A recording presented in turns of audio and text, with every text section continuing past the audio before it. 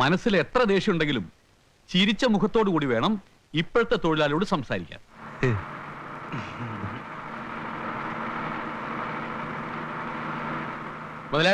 മുതലാളി സമ്മതിച്ചിരിക്കുന്നു. പോലീസ് കേസാവുമെന്നും കുറെ ദിവസത്തേക്ക് ബസ് ഓടിക്കാൻ പറ്റില്ലെന്ന് നോക്കിയാ ഞങ്ങൾ വിചാരിച്ചിരുന്നത്. മുതലാളി ഒരാളുടെ മെടുക്കൊണ്ട് ആ പ്രശ്നങ്ങൾ ഇങ്ങനെ തീർന്നത്. ഞങ്ങളുടെ മുതലാളി പൊന്നു പോലത്തെ മനുഷ്യനാ. ഞങ്ങൾ തൊഴിലാളികളൊക്കെ എന്ത് സ്നേഹം എന്നറിയോ. ആളുകൾക്ക് ടിക്കറ്റ് കൊടുക്കുക, ടിക്കറ്റ് കൊടുക്കുക വത്സ. എങ്ങോട്ടാ? 2 തൃപ്പാളൂര്. 2 ഒന്നിനു പുറകെ മറ്റൊന്നായി ആകെ പ്രശ്നങ്ങളാണല്ലോ ഹംസേ. ടയർ വാങ്ങിയത് കടമായിട്ടാ. പരിചയമില്ലാത്തവരോട് വരെ കടം പറയേണ്ട സ്ഥിതി വന്നു. അപ്പൊ NRI അക്കൗണ്ടില് എന്താ ഹംസ നിന്റെയൊക്കെ വിചാരം? NRI അക്കൗണ്ടിൽ കോടിക്കണക്കിന് രൂപയുണ്ടെന്നാ? ഏട്ടന്മാർക്കും വീടിനും വേണ്ടി ഞാൻ കാശ് അയച്ചുകൊണ്ടിരിക്കുകയില്ലായിരുന്നോ? ഈ കളക്ഷൻ കൊണ്ട് പിടിച്ചു നിൽക്കാമെന്ന് എനിക്ക് തോന്നുന്നില്ല.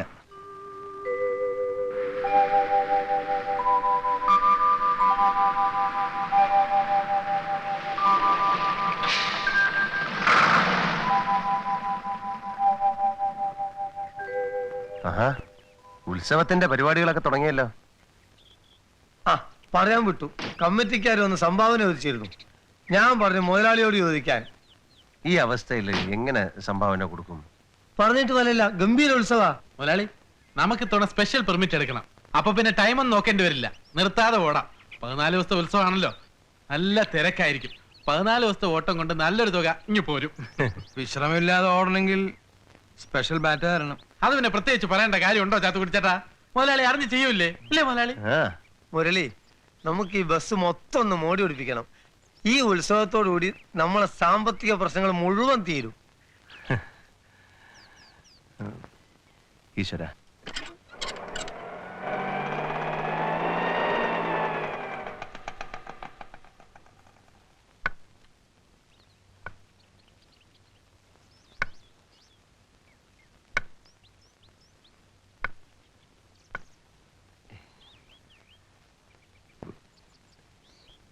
കുട്ടി എന്താ ഇവിടെ?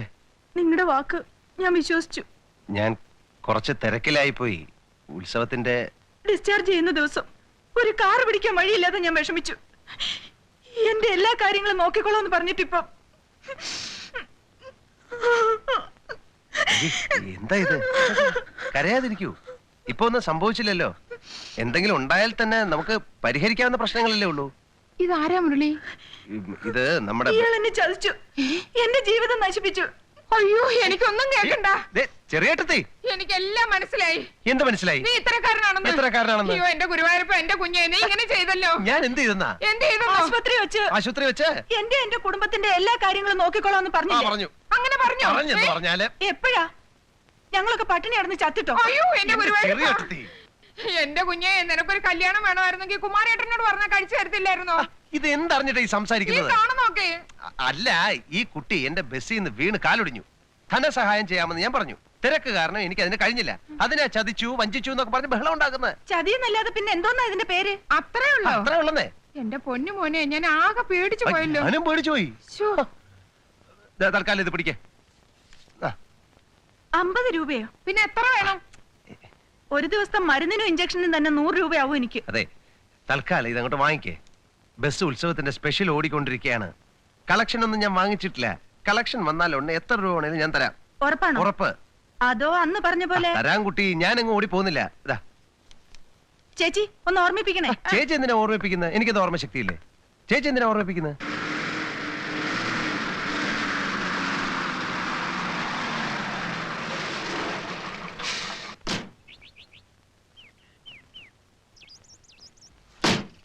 എന്താ ഇന്ന് ബസ്സിന് ഓട്ടോ ഇല്ലേ? കാര്യങ്ങൾ ആകെ കുഴഞ്ഞു മുരളി. എന്തു പറ്റി? ഇന്നലെ ലാസ്റ്റ് ട്രിപ്പിന് കണ്ടക്ടർ വത്സന് അവന്റെ വീടിന്റെ അടുത്ത് ഇറങ്ങി. കാലത്ത് എത്തിക്കോളാൻ ചാത്തുട്ടിട്ടെന്ന് അവൻ പറഞ്ഞു. ആയിക്കോട്ടെന്ന് ഞാനും പറഞ്ഞു. ഈ നേരം വരെ അവനെ കാണാതായപ്പോ ഞങ്ങൾ രണ്ടുപേരും കൂടി അവന്റെ വീട്ടിൽ ചെന്ന് നോക്കി. അവനവിടെ ചെന്നിട്ടില്ല അത്രേ. എന്റെ ഒരു സംശയം ചോദിച്ചോട്ടെ, ഉത്സവത്തിന്റെ കളക്ഷനും കണക്കൊക്കെ അവൻ തന്നിരുന്നോ? ഇല്ല, കണക്ക് കൂട്ടാൻ നേരമില്ല. ഉത്സവം കഴിഞ്ഞിട്ട് ഒന്നിച്ചേരാന്ന് അവൻ പറഞ്ഞു. ഞാനത് സമ്മതിക്കുകയും ചെയ്തു. അത് വിഡ്ഢിത്തരായിപ്പോയല്ലോ മുരളി, മഹാവിഡ്ഢിത്തരായിപ്പോയി. അപ്പോ അത് തന്നെ, ഇത്രയും ദിവസത്തെ കളക്ഷന്റെ പണവും കൊണ്ട് അവൻ മുങ്ങി. ദൈവമേ,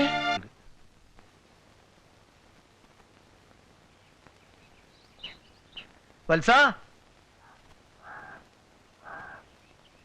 വത്സാ, വാൽസ് ഇവിടെ ആരും ഇല്ലേ? ഇറങ്ങടാ, ഇവിടെ ആരും ഇല്ലേന്ന്. ഹംസേ, ഇത് തന്നെയല്ലേ വീട്? ഇത് തന്നെയാണ്. ആ, വത്സന്റെ വീടല്ലേ ഇത്? അതെ, മനസ്സിലായില്ല. ഞാൻ ആരാണെന്ന് അവന് മനസ്സിലാവും. വിളിക്കവനെ. അവനിവിടെ ഇല്ലല്ലോ. നോണ പറയരുത്. അവൻ എവിടെ പോയി വിളിച്ചാലും ഞാൻ കണ്ടുപിടിക്കും. നിങ്ങൾ അവന്റെ അച്ഛനല്ലേ? അതെ, എന്താ സാറേ വല്ല കുഴപ്പവും? കുഴപ്പം കാണിച്ചത് അവനല്ല, ഞാനാ. ആരാന്നോ എന്താന്നോ അറിയാതെ നിങ്ങളുടെ മകന് ഞാൻ ജോലി കൊടുത്തു. ഒരു തൊഴിലാളിയുടെ വിഷമങ്ങൾ അനുഭവിച്ചറിഞ്ഞവനായതുകൊണ്ട് ഞാൻ അവന്റെ ഡിപ്പോസിറ്റ് വാങ്ങിച്ചില്ല. കയ്യിൽ കൊടുത്താൽ കള്ളനും കക്കയില്ലെന്നൊരു ചൊല്ലുണ്ട്. ഇവൻ കള്ളനല്ല, പെരും കള്ളനാ. അന്യനായിട്ട് ഞാൻ അവനെ വിശ്വസിച്ചു. ഞാൻ അവന് ജോലി കൊടുത്ത തെറ്റായി പോയി. കഷ്ടപ്പെട്ട് അധ്വാനിച്ചുണ്ടാക്കിയ കാശ് കൊടുത്താൽ ഞാനൊരു ബസ് വാങ്ങിച്ചത് അറിയോ? ഉത്സവത്തിന്റെ സ്പെഷ്യൽ ഓടിയാൽ എന്റെ എല്ലാ കടങ്ങളും തീരുമെന്ന് ഞാൻ വിശ്വസിച്ചു. ഉണ്ടായിരുന്ന കാശ് മുഴുവൻ എടുത്തുകൊണ്ട് നിങ്ങളുടെ മകൻ മുങ്ങിക്കളഞ്ഞു. ഞാൻ അവനെ വെറുതെ വിടുമെന്നൊന്നും വിചാരിക്കണ്ട. ഇതെല്ലാം കണ്ടുകൊണ്ട് മോളിൽ ഒരാളിരിപ്പുണ്ടെന്ന് നിങ്ങളുടെ മകനോട് പറഞ്ഞേര്. അദ്ദേഹം പൊറുക്കത്തില്ല. അതെ, എന്താ പ്രശ്നം? എന്നോട് ചോദിച്ചാൽ ഞാൻ എന്ത് പറയാനാ? അപ്പോഴേ നമുക്ക് പോലീസിനൊരു പെറ്റീഷൻ കൊടുത്താലോ? അത് ഞാൻ ആലോചിക്കാഞ്ഞിട്ടല്ല. പക്ഷെ അവന്റെ അച്ഛനെ അമ്മയും കണ്ടില്ലേ, പാവങ്ങള്. എന്തായാലും സ്വന്തം മോനല്ലേ. ഇനി അവനെ പോലീസുകാർ പിടിച്ച് ലോക്കപ്പിലിട്ട് കേസായി വയസ്സുകാലത്ത് അവരെ അങ്ങനെ നോക്കിയപ്പോ വല്ലതും നടക്കുമോ? ഇപ്പൊ തന്നെ ടയറിന്റെ കാശ് കൊടുക്കാനുണ്ട്, വർക്ക്ഷോപ്പിലും കുറെ കടണ്ട്. എന്നാ പിന്നെ ഏട്ടന്മാരോട് വല്ലതും. കടം ചോദിക്കാനോ? അത് വയ്യ. ഞാൻ എൻ്റെ സ്വന്തം ഇഷ്ടത്തിന് തുടങ്ങിയതല്ലേ ഈ ബിസിനസ്. ഞാനൊരു ഫൈനാൻസറോട് പറഞ്ഞു വെച്ചിട്ടുണ്ട്. ബസ് പണയത്തില് കുറച്ച് രൂപ അവരുടെ കയ്യിൽ നിന്ന് വാങ്ങിക്കാം. അതൊക്കെ വലിയ പലിശ ആവില്ലേ? ഒന്നും സാരമില്ല, തൽക്കാലം കാര്യങ്ങൾ നടക്കട്ടെ. വാ.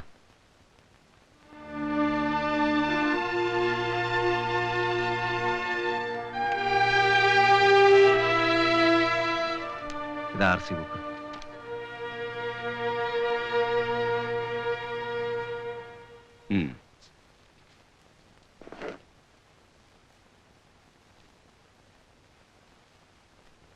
പലിശയുടെ കാര്യത്തിൽ കറക്റ്റ് ആയിരിക്കണം.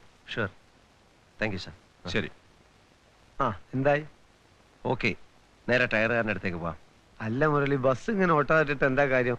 വേറെ ഏതെങ്കിലും ഒരു കണ്ടക്ടർ ഏർപ്പാടാക്കണ്ടേ? വേണ്ട, ഇനി ഓണറായിട്ടിരുന്നാൽ ശരിയാവില്ല. പഴയ ലൈസൻസ് ഞാൻ പുതുക്കി. കണ്ടക്ടറുടെ പണി എനിക്കും അറിയാം. ചാത്തുട്ടിയേട്ടാ, സ്പീഡ് അധികം വേണ്ട. പിന്നെ സഡൻ ആയിട്ട് ബ്രേക്ക് ഇട്ട് കളയരുത്. എനിക്ക് വലിയ പ്രാക്ടീസ് കുറവാ. എന്നെ ആരും നിയന്ത്രിക്കുന്നത് എനിക്ക് ഇഷ്ടമല്ല. ഞാൻ പറഞ്ഞെന്നേ ഉള്ളൂ.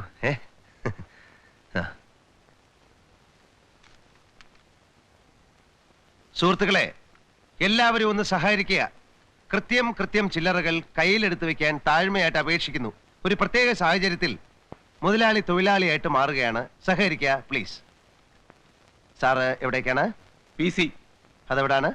Police constable. ഓ, സാറോ? PC. അതെ, ഞങ്ങൾ ഇരിക്കുന്ന 6 പേര് PC ആണ്. SIയുടെ മകന്റെ കല്യാണത്തിനുമാണ്. ആർക്കും ടിക്കറ്റ് വേണ്ട. ആർക്കും ടിക്കറ്റ് വേണ്ട. ഓക്കെ. ആരെങ്കിലും ഉണ്ടോ ഇനിയും PC? അല്ല, സോറി, PC അല്ലാത്തവരാരെങ്കിലും ഉണ്ടോ? ഞാൻ PC അല്ല. സാർ എവിടേക്കാണ്? ഞാൻ ചാത്തൂട്ടിയുടെ ബന്ധുവാ. എനിക്ക് ടിക്കറ്റ് വേണ്ട.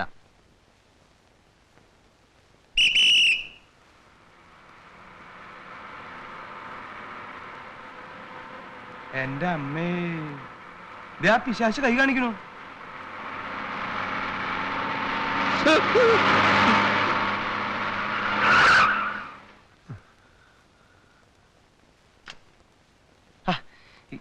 എന്താ ചാത്തുക്കുട്ടിയുടെ ഇത്? ചവിട്ടിയിട്ട് കിട്ടിയില്ല. എന്ത് കിട്ടിയില്ല?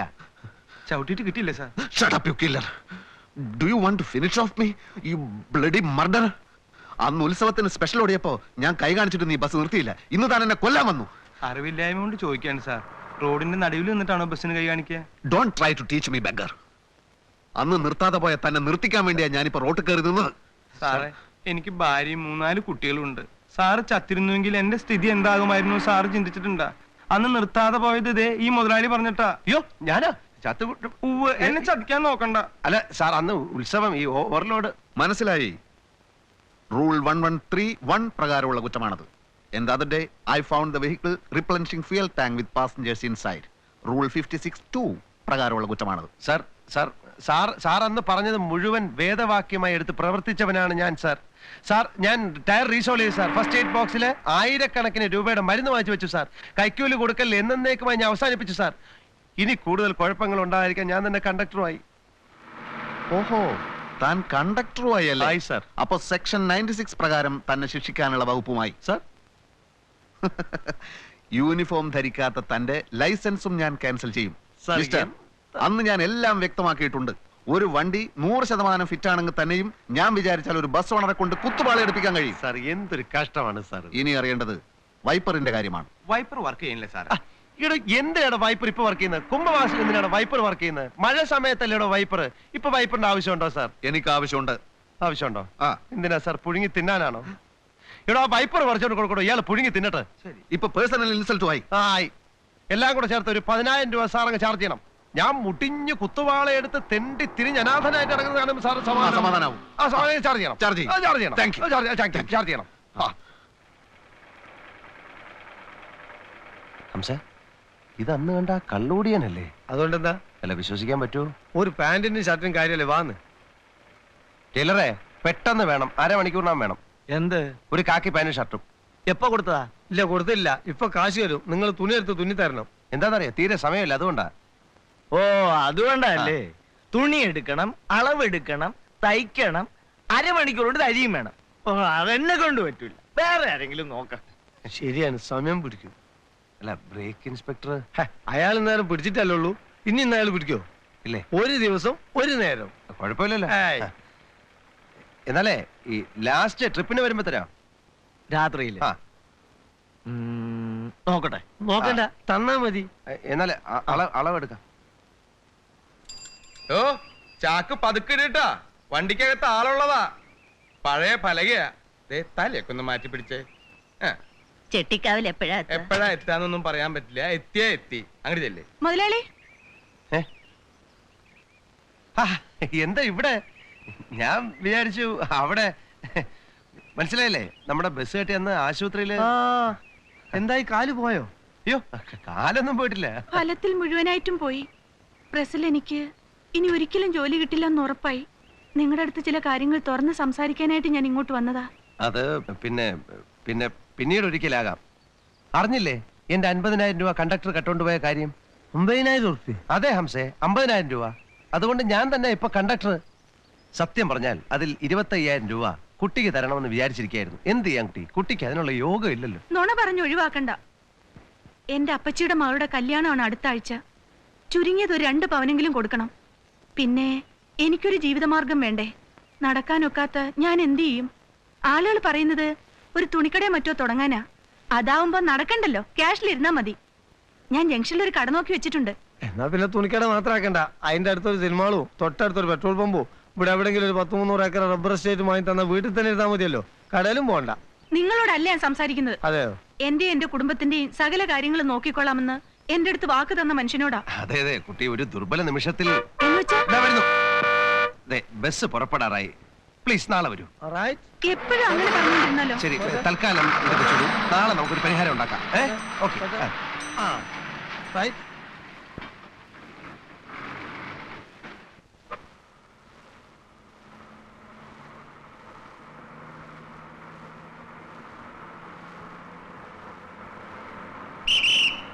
നിർത്തണ്ട, വിട്ടോ.